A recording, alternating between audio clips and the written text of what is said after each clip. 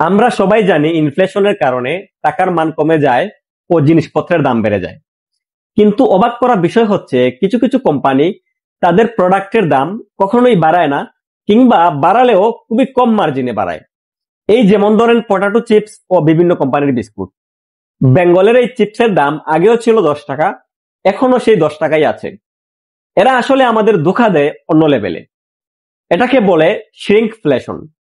শ্রিঙ্কফ্লেশন হচ্ছে ওরা ওদের প্যাকেটের ভিতরে চিপস কমিয়ে দেয় আর বাতাস ভরে দেয় বেশি করে। আবার অন্যদিকে বিস্কুটের সাইজ ছোট হয়ে যায়, কিন্তু দাম ঠিক আগের জায়গায় থাকে। এটার একেবারে জলজ্যান্ত উদাহরণ হচ্ছে আপেল কোম্পানি। আগে আমরা আইফোনের সাথে চার্জার, হেডফোন সবই পেতাম, আর এখন শুধুই ফোন পাওয়া যায়। তাছাড়াও কিছু কিছু কোম্পানি এর চেয়েও আরো বড় লেভেলের বাটপারি করে, সেটাকে বলে স্কিমফ্লেশন।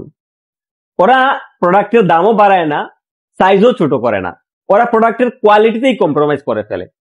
প্রোডাক্ট বানাতে বাজে ও লো কোয়ালিটির র মেটেরিয়াল ইউজ করে। ধোঁকার পৃথিবীতে আমরা সাধারণ মানুষরা শুধু ধোঁকাই খেয়ে যাই।